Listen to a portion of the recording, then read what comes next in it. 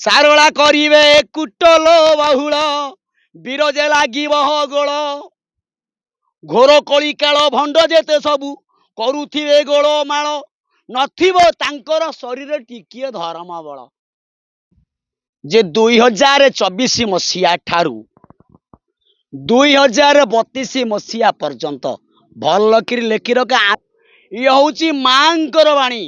ଝଙ୍କଡ଼ବାସିନୀ ମା ସାରଳା, ଯାହାକୁ ଆମେ ମସ୍ତକରେ ମାର ପଣତ କାନିକୁ ଧାରଣ କରିଛୁ। ବାବା ଆପଣ କହୁଛନ୍ତି କଣ ମାଙ୍କର କେମିତି କିଛି ନିର୍ଦ୍ଦେଶ ହଉଛି ଆପଣଙ୍କୁ? ଜୟ ଶ୍ରୀ ଗୁରୁ ଅଚ୍ୟୁତ, ଜୟ ପଞ୍ଚସଖା, ଜୟ ମା ସାରଳା, ଜୟ ଜଗନ୍ନାଥ। ସତ କହିବା କୁକିଆଁ ଡରିବି, ସତ କହି ପଛେ ମଲେ ମରିବି।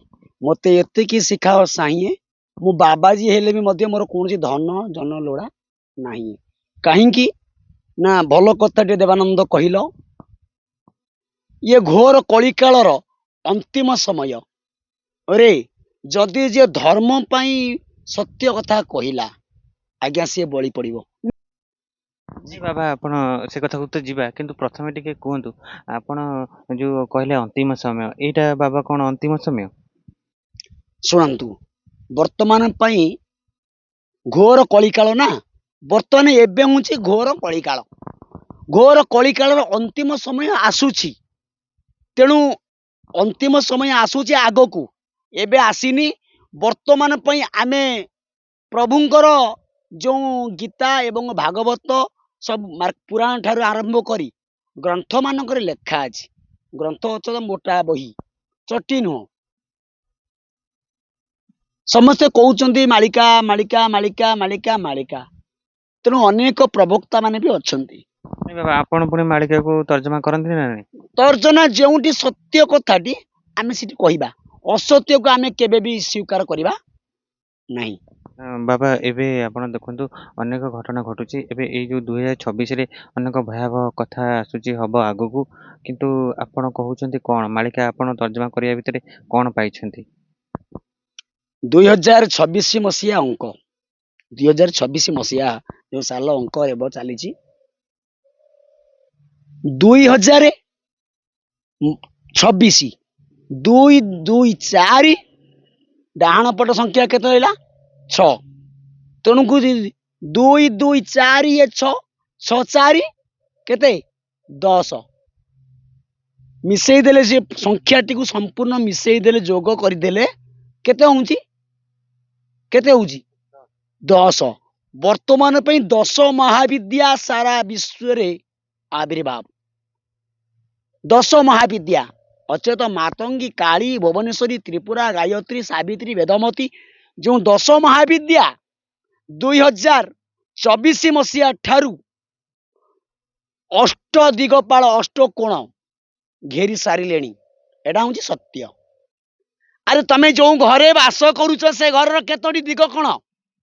4 ଦିଗ 4 କୋଣ କେତେ ହେଲା? 8। ତେଣୁ ଅଷ୍ଟ କୋଣ ଭିତରେ, ଅଷ୍ଟ ଦିଗ, ଅଷ୍ଟ ଘର ଭିତରେ ତମେ ରହିଲ। ବୁଝିପାରୁଛ? ତେଣୁ ସେଇ ଅଷ୍ଟ କୋଣ ଭିତରେ ଆଉ ତମେ କୁଆଡେ ହଲି ପାରିବ ନାହିଁ।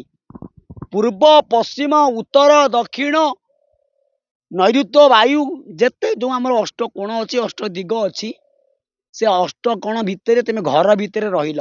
8 ଯୋଉ କହୁଛ, 8 ବସୁ ଯୋଉ କୋଉଠି ଚଲଉଛନ୍ତି, ଡ୍ରାମା ଚଲେଇଛନ୍ତି। ନିଜ ଘର 7 ଦିନ 7 ରାତି ଅନ୍ଧାର ହୋଇବ, ଘୋର କଳି କାଳ ପାପି ଜାଣି ନ ପାରିବ। ଆପଣ କହୁଛନ୍ତି 7 ଦିନ 7 ରାତି ଅନ୍ଧାର ହବ, ଆଉ ପାପୀ ମାନେ ଜାଣିପାରିବେନି?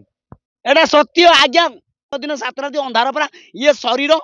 ଏ ଶରୀର ଯେତେବେଳେ ଘଟ ଛାଡିଯିବ, ଯେତେବେଳେ ଯିବ ପରମ, ତୁ ମରିଗଲେ କେହି ତତେ ଛୁଇଁବେ ନାହିଁ, ଘୋଡାଇ ଦେବେ ତ ମୁହଁ, କେହି ତତେ ଚାହିଁବେ ନାହିଁ। ଆରେ ଏ ଶରୀର ଯେତେବେଳେ ଶିବ ଶିବ ଶିବ ଡାକୁଛି, ଯେତେବେଳେ ଆତ୍ମା ଅଛି, ଯେତେବେଳେ ପବନ ଯାଇ ଯିବା ଆସିବା କରୁଛି, ଜୀବ ପରମ ଖେଳ ଖେଳୁଛନ୍ତି, ସେତେବେଳେ ଆମେ ହଉଛି ଶିବ। ଆମେ ହଉଛି ସନାତନ ଧର୍ମରେ ଶିବ। ଶିବ ହଉଛନ୍ତି ପରମ ଯୋଗୀ। ସିଏ ହଉଛନ୍ତି ଶିବ ଶିବ ଡାକୁଛନ୍ତି। ଯେତେବେଳେ ପବନ ସରିଯିବ, ଖେଳ ସରିଯିବ ଏ ଶରୀର ଭିତରୁ, ଇଏ ପାଲଟି ଯିବ କଣ ନା ଶବ। ଶବ ହେଇଗଲା ସେଇଠି, 7 ଦିନ ରାତି ଅନ୍ଧାର ହେଇଗଲା, ଆଉ ତତେ କେହି ଛୁଇଁବେ ନାହିଁ। आउ तो कहीं चाहबेनि कहीं मोर मोर हूँ 7 दिन 7 राति अंधार हम ये शरीर मध्य बाबा ଆପଣ ତ ପିଣ୍ଡ ତତ୍ତ୍ୱରେ ବୁଝେଇ ଦଉଛନ୍ତି ଯେ ଶରୀର ଭିତରେ 7 ଦିନ ଅନ୍ଧାର ହବ କିନ୍ତୁ ମହାପୁରୁଷ ବା ଲେଖିଛନ୍ତି 7 ଦିନ 7 ରାତି ଅନ୍ଧାର ହବ ଆଉ ସେ ବିଲୁ ଶୃଗାଳ କୁକୁର ଘରେ ପଶିଯିବେ ଚଣ୍ଡୀ ଚାମୁଣ୍ଡ ମାନେ ଘରେ ପଶିଯିବେ।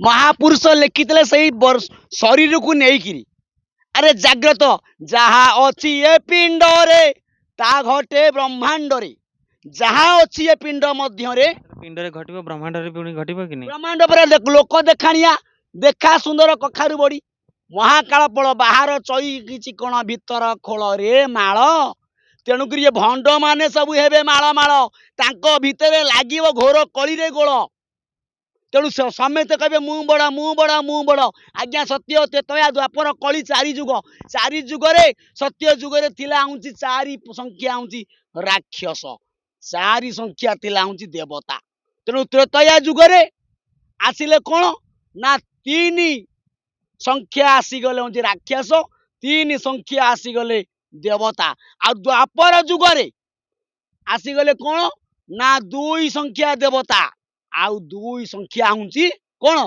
ना राक्षस तेणु घोर कली काल उत्पात सागर रे वर्तमान पाई एक राक्षस को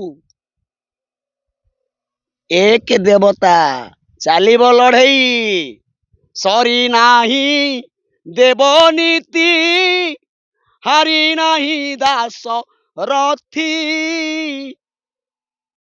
तेणु माछ मांस खिया भकत कली रे अछंती गुपत कली रे होइबे बाहर ये मिलेछ मानकु करिवे संहार भावंतु नाही जे धर्म सत्य जुग जुग पाई धर्म सत्य आउ अधर्म विनाश हेब एडा त्रिवार सत्य तेणु अधर्म को विनाश करबा पाई 33 कोटी देवादेवी एबे भी धरा पृष्ठ जाग्रत हेलेनी मिलेछ मानकर विनाश भक्त भगवान परीक्षा तेणु जो जगन्नाथ महाप्रभु श्रीक्षेत्र धाम रे नीलशंख मध्य जो पतित पवन बाना जो बाना फर फर उड़ुची केवल पापी मान को विनाश करने मिलेच्छ मान को विनाश करने आ भक्त मान को उधारिबा पाई पतित पावन बाना उड़े फर फर आसुछि परीक्षा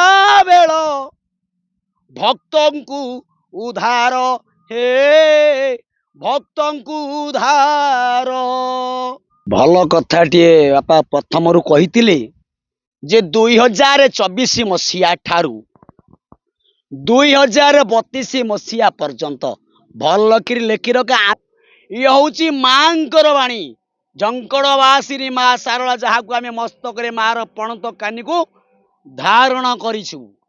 बाबा आपण कहते कौन माँ केमी किसी निर्देश हो सारला करिवे कुटल बहुल बिरजे लागिब गोल घोर कली काल भंड जेते सबू करुथिबे गोल माल नथिबो तांकर शरीर टिकिए धर्म बल बुझिलु बापा इठी हूँ बापा परीक्षा बेल आसी जेते गंजड़ जेते रांडुआ जेतक गातुआ चालुआ डिया हरकतिया बीरकतिया सब यही 2024 मसीहा ठारू 2032 मसीहा अच्छे तो 8 वर्ष हिसाब करूनु बापा हिसाब कर 8 वर्ष वर्तमान में भक्तर परीक्षा हेब साधु सतर परीक्षा हेब केते दिन उपवास रहिबु केते दिन अन्न भात न खाई रहिबु केते दिन तेणु आमे प्रभुंकर आशीर्वाद रु मांकर आशीर्वाद रु एबे भी सुधा अन्न आहार नहीं भात जहाँ को कहती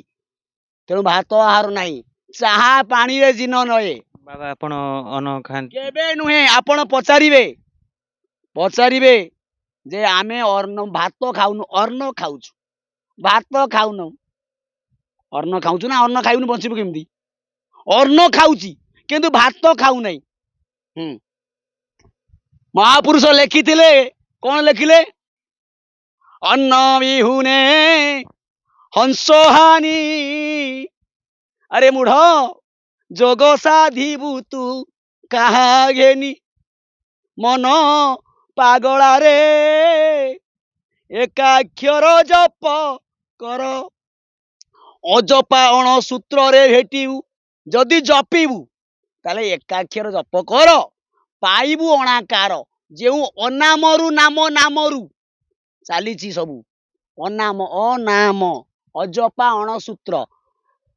ଆଉ ପଞ୍ଝାଇ ଚଲେଇଛନ୍ତି ମହାପ୍ରଭୁଙ୍କର ନାମକୁ କେମିତି ନିନ୍ଦା କରିକି, ବେକ ହଲେଇ ଏମିତି ବୁଲି ସେମିତି ବୁଲି।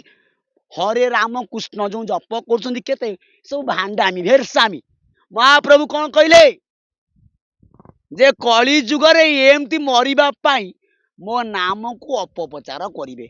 ତେଣୁ ସିଏ କହୁଛି ଭଗବାନଙ୍କୁ ଯଦି ପାଇବା ତାହେଲେ ଏ ଘୋର କଳି କାଳରେ ମୌନ ବ୍ରତରେ ମୌନ ରୂପରେ ଆମେ ଆଜ୍ଞା କିଛି ଜାଣିନାହୁଁ। ଆରେ ସଂସାର ତାର, ଯିଏ କି ସ୍ୱୟଂ ଜଗନ୍ନାଥ ମହାପ୍ରଭୁ, ବଳିୟାର ଭୁଜ ବଳଦେବ, ବଡ଼ ଠାକୁର, ଅନନ୍ତ କୋଟି ବ୍ରହ୍ମାଣ୍ଡର ନାୟକ, ସିଏ ହଉଛନ୍ତି ବଳଭଦ୍ର। ଇଏ ପଞ୍ଝାଇ ଆଜ୍ଞା କହିବି